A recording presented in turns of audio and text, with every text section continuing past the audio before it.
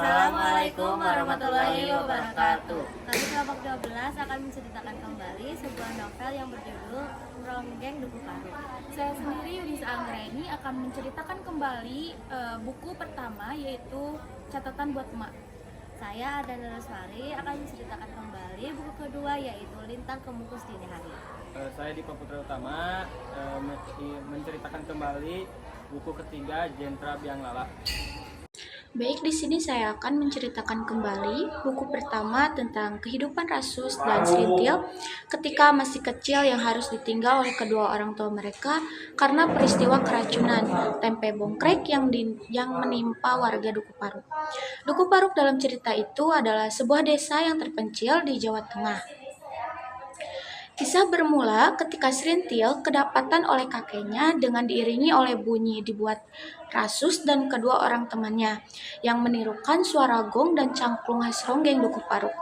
Srintil yang masih belia sudah mampu menarikan berbagai tarian yang biasa dibawakan oleh seorang ronggeng dewasa. Dengan bakatnya itulah, Srintil kemudian dibawa oleh Sekaria menemui suami istri Kartareja, seorang dukun ronggeng ternama di Duku Paruk.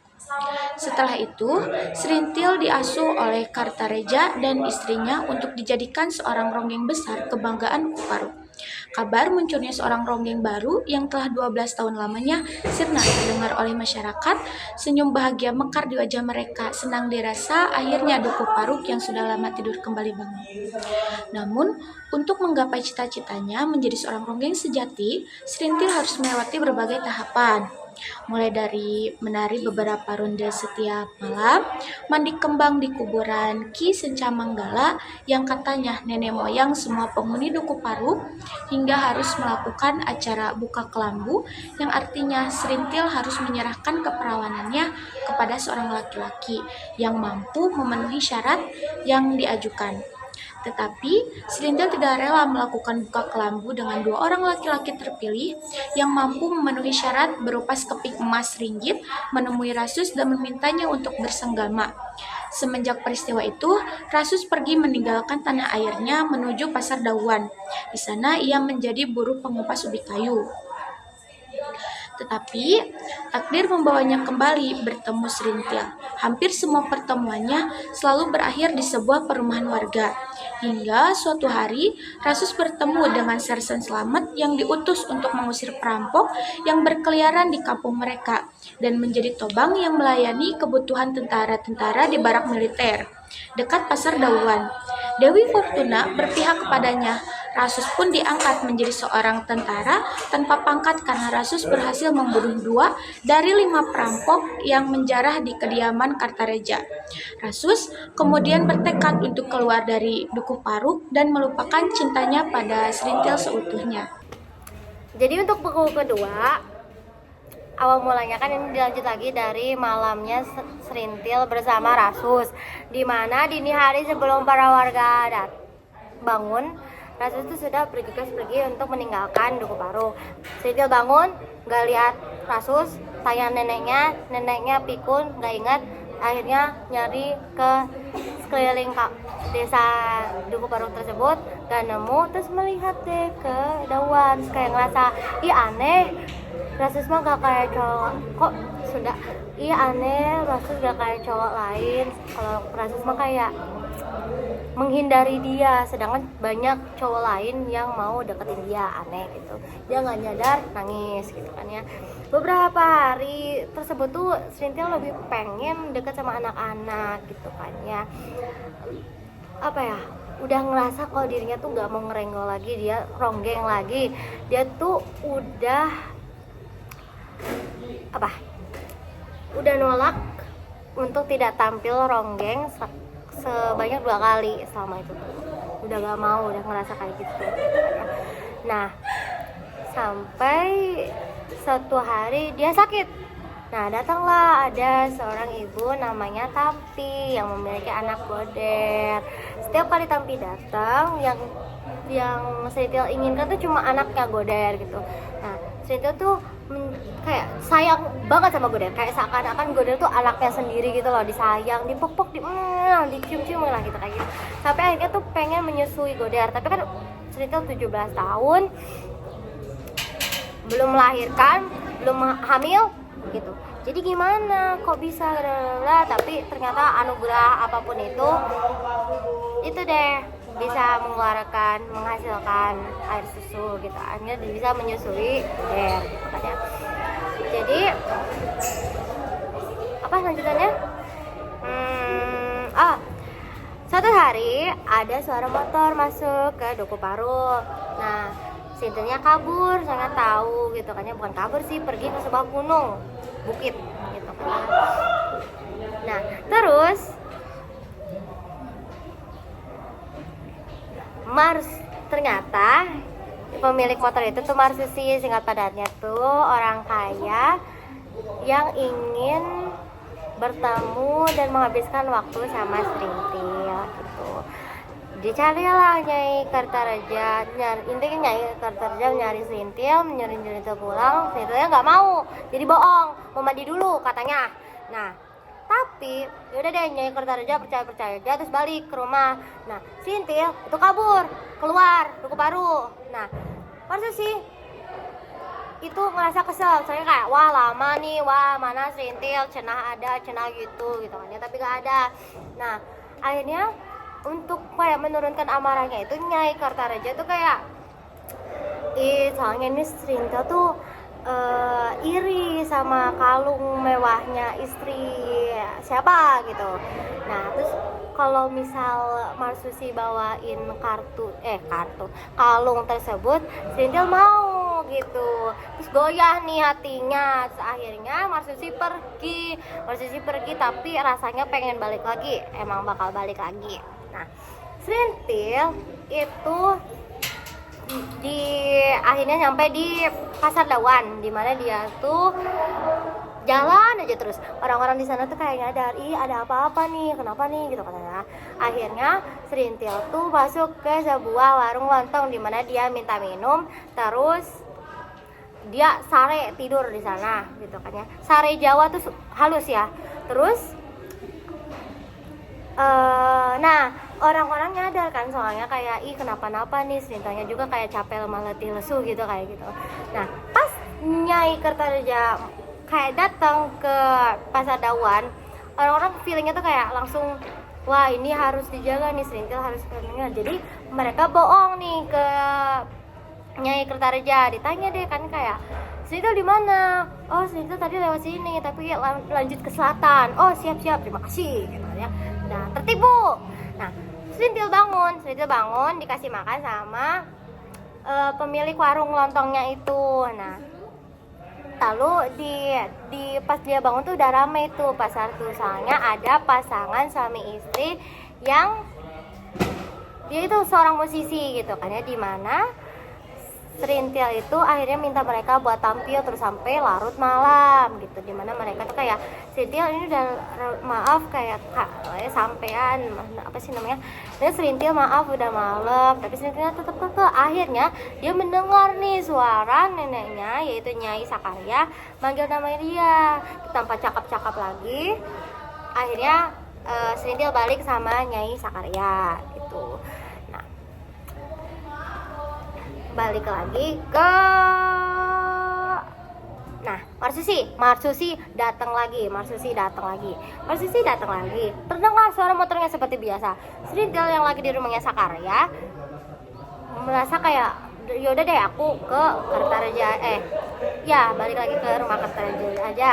Nah, tapi Serintil perginya tuh sama Godel, anaknya Tampi itu yang dia rasa jadi anaknya dia gitu. Nah, datang deh ciki ke rumahnya. Terus nah, dimana Nyai Kartaraja tuh udah mau jemput Serintil, tapi kayak oh ternyata kamu datang sendiri. Terus kayak ngasih tahu ke Marsusinya kayak ini datang gara-gara kamu loh, suka gitu kan.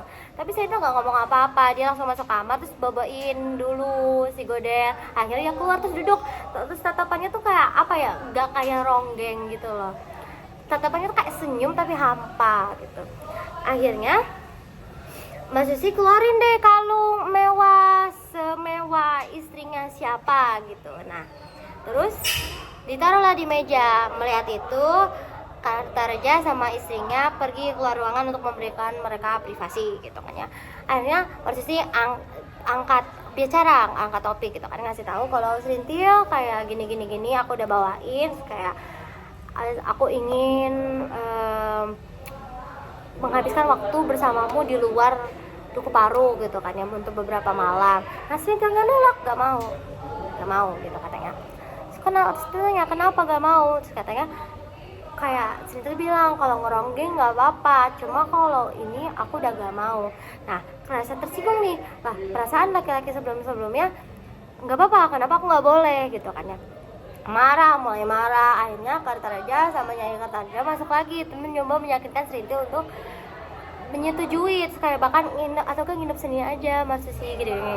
Tapi Serintilnya nggak mau, ogah. Intinya Marsusinya jadi marah itu.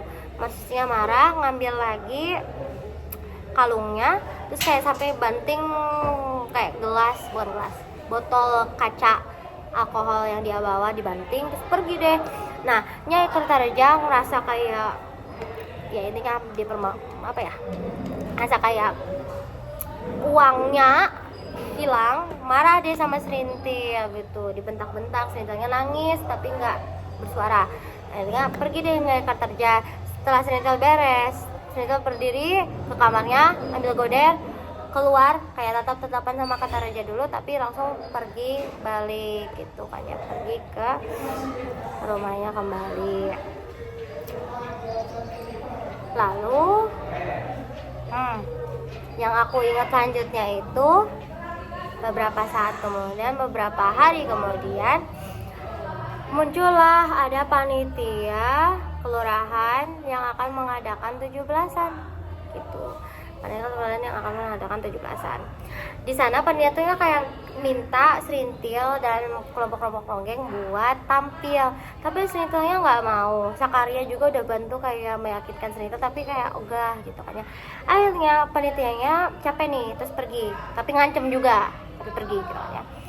Nah, akhirnya Serintil tanya kan kayak emang bakal gimana, emang bakal dihukum atau gimana. Nah Sakaria itu kayak mencoba biar Serintilnya mau dengan kayak iya bakal dihukum di daerah, tapi Serintilnya malah yaudah gak apa-apa, aku dihukum aja, aku di penjara gitu kan ya. Kaget nih udah. Nah akhirnya Serintilnya mau pergi ke rumahnya Tampi, ngambil goder lagi. Di jalan dia pergi, dia lewat ke rumahnya Sakum itu yang main calung. Lihat kondisinya, lihat kondisi rumah, lihat kondisi keluarganya. Nah akhirnya dia tanya deh, dia ngasih tahu kalau ada panitia yang datang minta gini. Dia tuh minta sarannya si Sakum, tapi Sakumnya udah tahu jawabannya Serintil, jadi dia nggak mau ngangkat suara gitu kan ya. Serintil kan ngerasa kalau dirinya tuh udah gak ada ronggeng lagi, kayak udah gak mau gitu, lebih pengen berumah tangga gitu. Tapi kalau Sakum berpikir berbeda, dia ngasih tahu kalau cara kamu bicara, cara baumu juga, cara kamu gimana, itu masih ronggeng, kamu tuh masih ada ronggeng gitu, kamu tuh masih ada indangnya gitu. Lalu dari Serintil pergi lanjut untuk ke rumahnya Tampi buat ngambil nama siapa? Udah ngambil goder ya, udah ngambil goder. Akhirnya di sana juga ngomong sama Tampi, dan setelah cakep lagi Serintil menyesali perkataannya dan kayak akhirnya mau aja untuk meronggeng dalam acara 17-an tersebut. Beda scene. Ini di tempat baru, di sebuah kampung desa di pesisir pantai. Nah, ini musisi Marsusi itu akan menemui sebuah bapak-bapak yang terkenal akan ilmunya gitu. Nah, ilmu apa itu? Ilmu hitam gitu kan ya. Bapaknya tuh namanya Bapak siapa? Bapak Tarim. Namanya tuh Bapak Tarim. Pas dia masuk, Bapak Tarim tuh kayak silakan tidur dulu, silakan istirahat dulu, kayak saya lebih mau ngurusin tamu yang nggak capek gitu. Akhirnya ya silakan, dipersilakan. dipersilakanlah ke sebuah kamar. Ternyata kamarnya tuh ada orang gitu. Awalnya mereka canggung, tapi kayak mereka tuh saling paham gitu loh kalau dua-duanya kesana tuh butuh sesuatu. Akhirnya mereka saling kenalan deh. Ternyata orang tersebut namanya Dilam, kerbaunya mati. Ceritanya begini, punya 2 kerbau, kerbaunya kabur ke rumah beberapa hari kemudian ditemukan di rumah tetangga. Dilam mau minta maaf ke tetangga, minta maaf tapi gak diterima. Baliklah beberapa hari kemudian, kerbaunya mati. Setelah dibuka, setelah dicek, bau. Terus Dilam mikirnya kayak, oh diracun sama tetangga gitu. Udah deh. Terus si Marsusinya kalau nggak salah tuh tidur, ngantuk gitu, tidur gitu. Bangun-bangun dia mendengar percakapan antara 2 orang dewasa, yaitu si Dilam sama si Patarim tersebut gitu ya. Ditanya deh kayak, yakin mau mengambil mengambil nyawa kayak tetangga itu? Yakin. Setelah kayak diminta buat berpikir ulang, tetap aja kekeh, yakin. Yaudah deh, dilakukan ritualnya, mati gitu. Tapi si Dilamnya tuh tetap merasa gelisah gitu kan ya. Tapi sampai masuk kamar tuh kayak pucet gitu, kayak serem gitu kan ya. Nah udah deh, jadi ngeliat gitu Marsusi jadi kayak, waduh kayak gini nih, aduh pikir 2 kali gitu kan ya. Habis itu ketemu deh sama si Patarim terus kasih tahu awalnya begini gitu kan ya. Jadi ada sebuah ronggeng dari Duku Paruk yang kayak sudah mempermalukan saya, dimana si Bapak Tarimnya juga udah nyadar, oh Serintil gitu, oh iya gitu kan gitu. Nah habis itu dikasih tahu lah kalau kemungkinan gak jadi gitu kan ya. Terus kayak nah tapi pas mau gak jadinya tuh bapak dukunya tuh bilang kayak, kamu sudah dipermalukan ya, gimana kalau membalasnya dengan mempermalukan balik. Nah tapi si Marsusi bilang, gimana kalau misal ternyata bukan cerita yang memalukan gitu kan. Nah kayak waduh berat tuh. Nah kayak saya kalau gimanain cerita juga kayak banyak yang bakal ngerasa gitulah, jadi kayak buruk gitu loh untuk mereka yang bakal ngelakuin kejahatan tersebut gitu kan ya.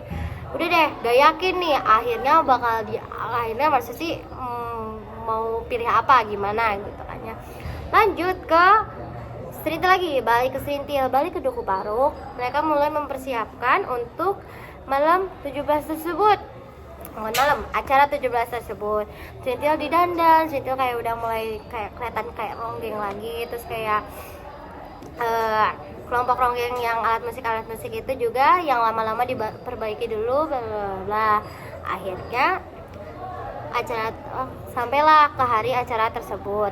Nah Serintil itu didudukin di antara barisan-barisan pejabat-pejabat, ibu-ibu pejabat. Nah salah satu pejabat itu merasa kayak, itu tuh Bu Camat itu merasa kayak, kenapa gadis ini, Serintil ini, ronggeng dari Duku Paruk tuh kenapa disamain sama, diduduknya kayak sebaris sama saya gitu kan ya. Dia tuh apalagi setelah melihat ke barisan para laki-laki, suaminya juga termasuk, pada merhatiin Serintil, jadi tuh merasa cemburu. Dan Bu Dana itu malah kayak hai aja gitu kan ya. Apalagi suaminya tuh kenal sudah tua gitu kan ya, lebih tua daripada gitulah namanya. Nah jadi akhirnya kan beberapa ada pentas seni juga. Nah salah satunya tuh ada pentas seni gitu kan ya.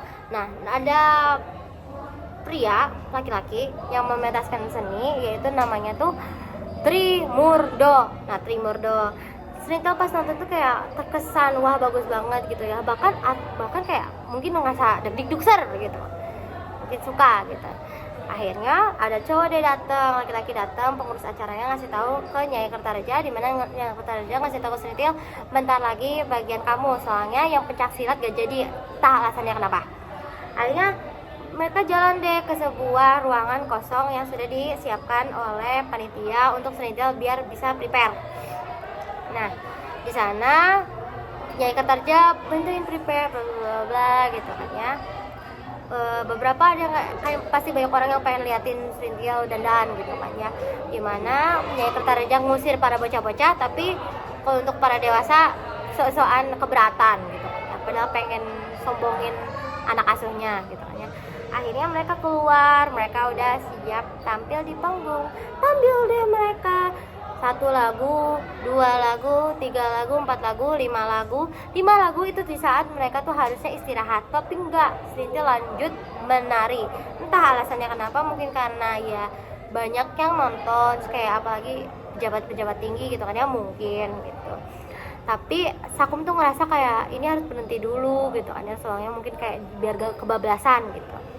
Akhirnya dikasih deh kayak kode melalui instrumennya, tapi Serintil tetap menari. Akhirnya sampai 3 kali kode Serintil berhenti dan mendatangi para pemain musik sih gitu. Jadi penonton juga bisa istirahat dulu, bisa tarik nafas dulu. Nah akhirnya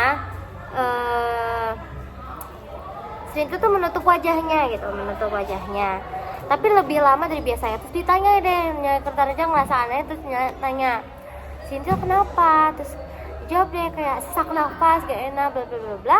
Akhirnya Serintil tuh pingsan gitu kan ya. Dilonggarin biar gak sesek, dilonggarin apalah gitu kan ya. Nah Trimurdo itu mau bantuin buat nafas buatan, tapi Serintilnya udah terbangun duluan gitu. Serintilnya melihat kalau Trimurdonya dekat, tersipu. Nah lalu banyak orang yang bilang Serintil udah aja gak apa-apa gitu, gak usah lanjut, tapi Serintilnya tetap kekeh dan akhirnya lanjut minta waktu istirahat dan akhirnya setelah 1/4 jam lanjut nari lagi, lanjut ya nari bla bla bla bla, sampai akhirnya Serintil tuh membeku di atas panggung, gak gerak, kayaknya lemes atau gimana, terus hampir dongkrak ke belakang. Tapi Kertareja tuh nyadar dan akhirnya tuh kayak nopang Serintil sebelum dianya benar-benar jatuh. Udah deh, terus dibantuin lagi. Sekarang Trimurdo tuh bener bisa itu ngasih nafas buatan dan akhirnya terbangun gitu kan ya. Tapi sekarang mah diistirahatkan saja si Serintilnya. Nah terus kejadian tersebut MC-nya bagus, bisa kayak tetap memegahkan acaranya gitu. Nah Kertareja ngerasa kayaknya ini tuh bukan hal yang biasa, bukan Serintilnya capek atau gimana. Dia ada rasa kalau itu ada orang di balik ini tuh, dan udah ketebak siapa mungkin. Nah dia lihat sekitar, ngeliat ada orang-orang yang mencurigakan nggak? Lihatlah dia ada sosok yang pakai baju hitam. Terus datanglah dia menghampiri orang tersebut. Ya orang tersebut tuh Marsusi. Ternyata Marsusi tuh punya botol kecil. Jadi mana kalau nutup mulut botolnya pakai jari, nafasnya Serintil tuh bisa sesak. Gitu, dia gak bisa nafas gitu kan ya. Nah sebelum dihampiri itu Marsusi sudah memecahkan botol tersebut. Saya merasa kayak sudah dibalas gitu, kayak udah gak ada yang perlu mau. Dia puas, padahal saya sendiri pribadi ngerasa kalau itu mah gak gitu memalukan untuk Serintil, tapi alhamdulillah kalau udah puas. Nah terus akhirnya di Kertareja nemuin nih Marsusi kayak, oh berarti udah dibalas ya gitu kan ya. Tapi rasanya tuh mereka tuh kayak nggak ada konflik gitu loh, kayak ditanya masih mau sama Serintil gitu, ya dianya gemes gitu kan, bla bla. Nah malam tiba, akhirnya para duku paruk tuh mau balik, tapi Serintil hampir gak balik, soalnya Bu Wedana sama suaminya tuh pengen bawa Serintil pulang untuk nginep, tapi karena malam minggu kalau nggak salah, malam minggu pahing atau apa, dari mana kalau di sesuai adat mereka itu harusnya mereka tidur di rumah masing-masing, jadi Serintil tidak diperbolehkan dan akhirnya tidur di rumahnya gitu. Sampai situ. Selanjutnya esok hari ada sebuah bapak-bapak 60-70 tahun yang jauh-jauh dari Alaswangkal, jauh-jauh dari desa Alaswangkal. Namanya Bapak Sentika. Bapak Sentika. gitu. Bapak Sentika jauh-jauh naik kuda apa ya, kayak semacam ondel gitu loh gitu. Nah, untuk pergi ke Duku Paru, dimana ondelnya tuh cuma bisa sampai pinggir jalan dan dia harus lanjut jalan kaki pergi ke Duku Paru gitu. Tapi di Duku Paru dia cari Serintil dan akhirnya menemukannya. Di sana Serintil posisi lagi di rumah Sakaria.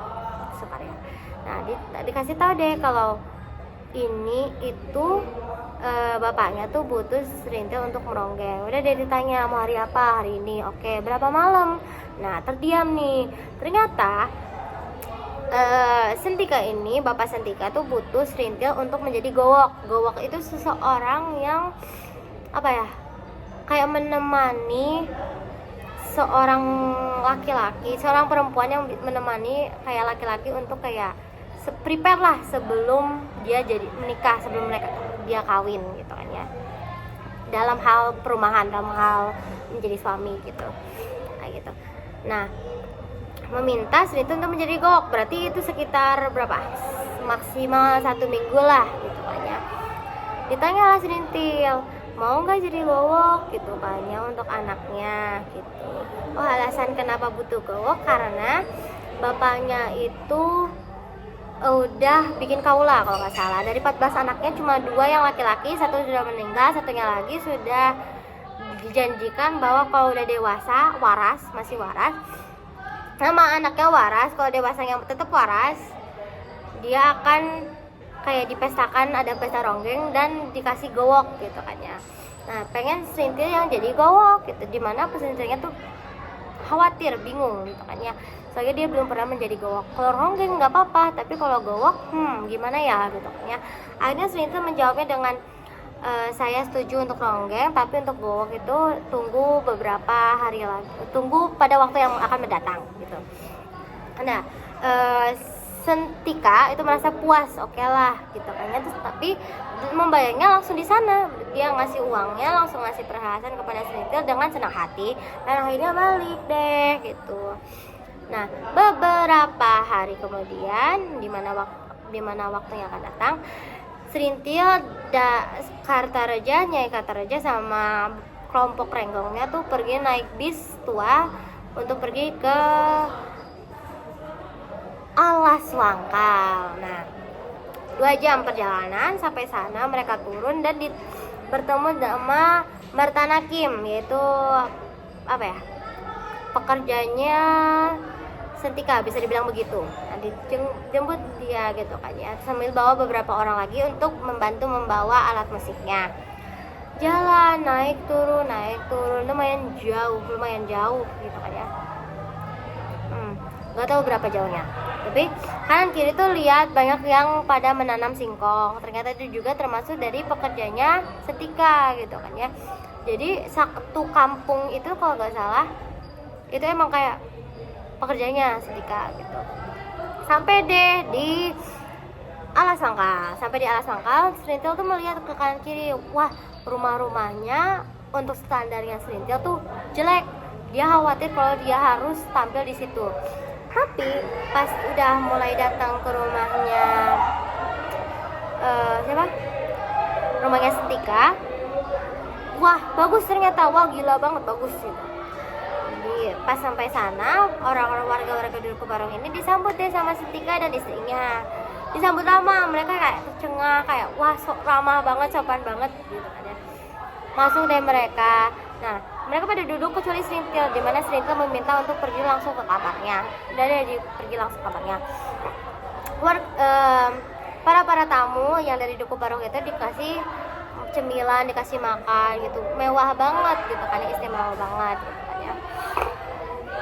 Nah, habis itu Serintil tuh lagi di kamarnya, lagi cek jendela, dia tuh mencari waras yang mana gitu kayaknya. Dia mau mastiin, dia mau melihat dulu waras tuh kayak gimana sebelum dia benar-benar ingin memastikan kalau dia tuh mau jadi gowok atau enggak gitu. Akhirnya tuh Nyai Kartareja masuk ke kamarnya tuh ngasih tahu kalau aku sudah melihatnya dan dia bakal lewat ke jendela ini. Beberapa saat kemudian memang lewat seorang laki-laki yang tinggi tapi tirus kurus gitu. Dan memang benar itu waras gitu kan. Dia sedang bawa, kayak dia tuh lagi manjain burung, dimana di kebanyakan yang manjain burung tuh anak-anak di bawah 10 tahun, sedangkan Waras sendiri udah 17 tahun. Jadi Serintil merasa kalau itu tuh lucu banget dan ketawa. Tapi dengan itu Serintil setuju, langsung bilang gini ke Nyai Kertareja, Nyai tolong ajari aku cara menggowok gitu, cara jadi gowok. Akhirnya ditemukanlah gitu Serintil sama Waras, dimana mereka bercakap-cakap. Orang tuanya Waras itu ngerasa kayak wah sebab kemajuan nih untuk Waras, soalnya Waras tuh kayak gak ada ketertarikan terhadap perempuan dan itu mengkhawatirkan untuk orang tuanya. Tapi setelah melihat kalau baik-baik aja ngomong sama Serintil kayak bisa nih gitu kayak gitu. Nah Serintil tuh memanggil Waras Akang gitu, mungkin untuk kayak memperdekat lah, walaupun si Waras sendiri lebih muda malah gitu. Malam harinya Serintil tuh tampil ronggeng seperti yang sudah dijadwalkan. Orang-orang dewasa itu pada memberi dia memberi dia uang dan ikut nari-nari bersama dia. Waras melihat itu dan melakukan hal yang sama. Keesokan harinya udah nih Serintil benar-benar menjadi gowoknya Waras gitu. Serintil menjadi gowoknya Waras, dimana dia intinya tuh jadi main-main gitu loh, main-main pengantin, sok-sokan jadi suami istri, kayak bantu pekerjaan rumah lah, masak-masak gitu kan ya. Tapi lama-lama tuh kelihatan kalau Warasnya tuh mulai gak tertarik lagi, mulai kayak lebih mau kayak main sama burung lah gitu kan ya, main sama anak-anak mungkin gitu kan kayak gitu. Udah mulai gak tertarik sama Serintil gitu. Serintil ngerasa kalau dirinya tuh udah gagal. Jadi pulanglah Serintil ke Duku Paru gitu. Dan itulah akhirnya untuk Waras.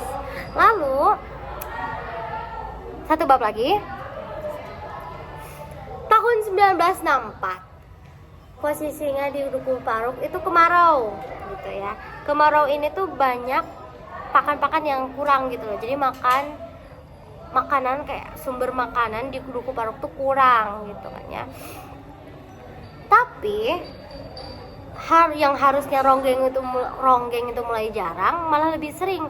Kenapa? Soalnya ada seorang politik yang namanya Pak Bakar tiba-tiba masuk, terus kayak intinya tuh membayar Serintil dan kelompok ronggeng untuk tampil dalam rapat-rapatnya beliau gitu kan ya.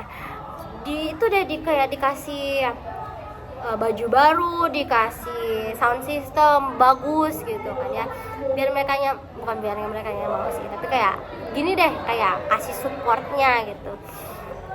Di mana ya udah deh dilakuin gitu kan ya, sampai tapi Sakarya, neneknya situ tuh merasa kok ini tuh kayak aneh gitu, gak nyaman gitu kan ya.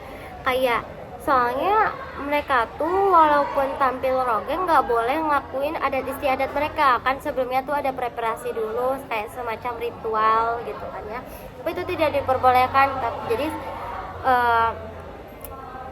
Sakarya sebagai kamu tuanya tuh ngerasa nggak nyaman, tapi warga-warganya tuh udah ngerasa kayak berutang budi gitu kepada Pak Bakar, jadi tetap dilanjutin aja kan ya.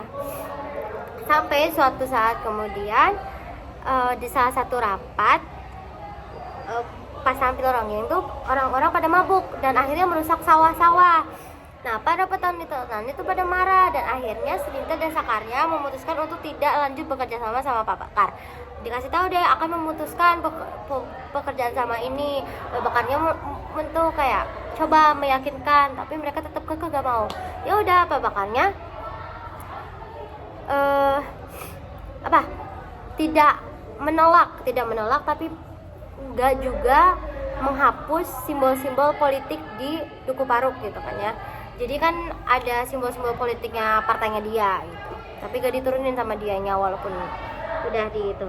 Nah beberapa hari setelah diputuskannya, ternyata makam leluhur mereka Duku Paruk makamnya Ki Secamenggala itu dirusak. Asumsi mereka langsung ke Pak Bakar, tapi mereka melihat sebuah apa ya, semacam kayak tanda partai lain gitu kan, yang menandakan kalau itu tuh aslinya itu tuh dirusak sama partai lain tersebut, kayak organisasi lain gitu kan ya. Akhirnya mereka marahnya ya ke organisasi itu, dan entah kenapa malah lanjut bersama Pak Bakar gitu kan ya. Lanjut deh mereka tetap deh udah gak peduli lagi, ya udah adat mah adat gitu kan ya, ini gak usah dipikirin dulu, tetap ngelakuin ngeronggeng di acara-acara Pak Bakar. Sampai suatu saat terdengar nih berita-berita kalau ternyata Pak Bakar, partai-partainya Pak Bakar tuh suka membunuh para pejabat-pejabat gitu kan ya. Itu kayak bikin gemeter banget, Dawa tuh gemeter, Duku Paruk gemeter, bahkan ada itu apa ya, bahkan ada yang mau menyerang Duku Paruk gitu kan ya. Akhirnya karena takut dan lain-lain, Serintil dan kakeknya Sakarya itu pergi ke kantor polisi. Mereka tuh mau mencari perlindungan, tapi malah ditangkap, dipenjara karena nama mereka udah masuk blacklist gitu. Soalnya mereka kan terpaut sama partainya beliau, walaupun mereka sendiri gak paham apaan itu partainya kan. Akhirnya ada keamanan dari polisi juga yang pergi ke Duku Paruk, dan intinya tuh ngambil semua orang di sana, kayak ditahan gitu kan semua orang di sana. Nah, terus orang-orang yang marah-marah itu membakar Duku Paruk, intinya tuh Duku Paruk rusak serusak-rusaknya. Assalamualaikum warahmatullahi wabarakatuh. Jadi di sini saya akan menceritakan buku ketiga yang berjudul Jentra Bianggala. Novel ini merupakan novel terakhir dari trilogi Ronggeng Duku Paruk. Menceritakan tentang pasca kejadian pembakaran Duku Paruk setelah sekian lama di daerah kesepian karena Rasus yang menghilang. Serintil mendapati bahwa seorang laki-laki bernama Bajus memberikan rumah secara cuma-cuma. Rasus sudah menjadi tentara, yang berarti sangat bertolak belakang dengan Serintil beralih hati. Serintil ke Bajus naluri perempuan yang rindu pada terciptanya rumah tangga.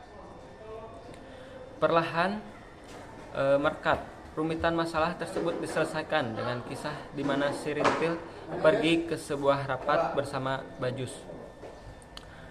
Diceritakan bahwa Bajus tidak ingin menikahi Serintil, melainkan memanfaatkannya sebagai penghibur atasannya agar dapat pekerjaan.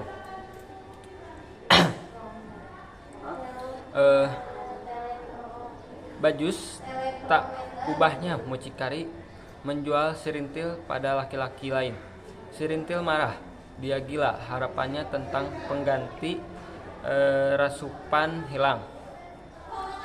Jiwanya terguncang. Dalam hal ini konflik batin Serintil yang muncul begitu besar hingga ia sendiri tidak dapat mengatasi dan berakhir dengan hilangnya kesadaran sebagai seorang manusia. Rasus yang lebih mengerti akan Duku Paruk pun kembali ke tanah kelahirannya yang miskin oleh kebodohan dan kemarau yang panjang. Dia mengetahui keadaan Serintil. Rasus yang sudah melepaskan diri dari bayang-bayang suram Duku Paruk justru mengabaikan cinta Serintil, bukannya merangkul Serintil. Sekian, terima kasih. Sekian dari kelompok kami. Wassalamualaikum warahmatullahi wabarakatuh.